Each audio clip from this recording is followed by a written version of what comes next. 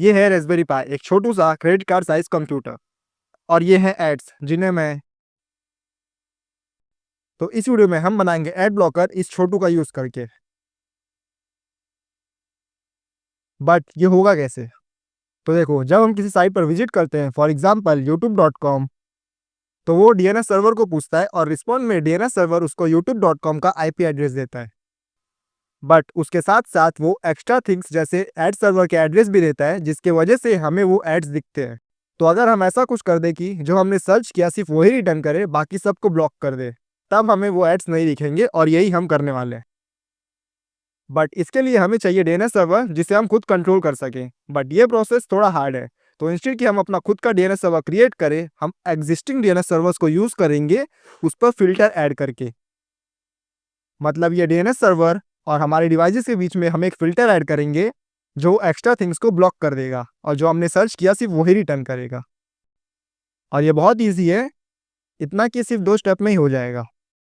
पहले तो हमें रास्पबेरी पाई को सेटअप करना पड़ेगा और फिर सेकंड स्टेप में उसमें पाई होल को इंस्टॉल करना पड़ेगा, जिसके लिए बस एक कमांड रन करना है।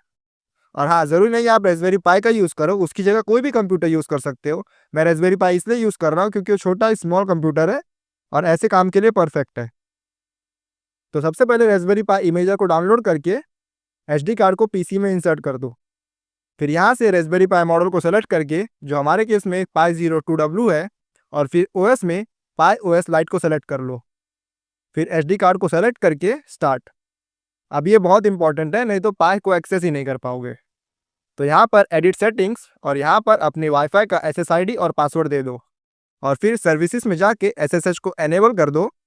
फिर यहाँ पर कोई यूज़र नेम और पासवर्ड सेट कर दो और उसे याद रखना, हमें वो चाहिए बाद में। बस फिर स्टार्ट और वेट जब तक ये कंप्लीट ना हो जाए। अब एसडी कार्ड को पीसी से निकाल कर पाई में इंसर्ट और उसको पावर ऑन। अब पाई से कनेक्ट करने के लिए हमें उसका आईपी एड्रेस चाहिए, तो उसके लिए अपने राउटर में लॉगिन करके कनेक्टेड डिवाइसेस में पाई का आईपी मिल जाएगा। अब ये स्टेप मैं यहाँ पे नहीं दिखा रहा हूँ क्योंकि ये स्टेप डिफरेंट है हर एक राउटर के लिए, डिपेंडिंग आप कौन सा राउटर यूज़ कर रहे हो। आपको बस इतना याद रखना है कि अपने राउटर में लॉगिन करके कनेक्टेड डिवाइसेस की लिस्ट देखनी है। अगर आपने सब स्टेप प्रॉपर किए हैं, आपका रास्पबेरी पाई राउटर से कनेक्ट हुआ होगा, तो वहाँ पर दिख जाएगा और आपको आईपी मिल जाएगा।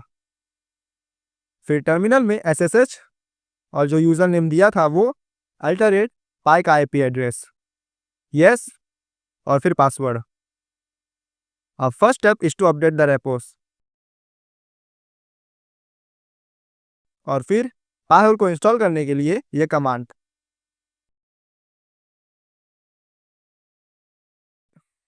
पाई का लेटेस्ट OS Debian 12 पे बेस्ड है और पाई होल अभी तक उस पर टेस्ट नहीं है।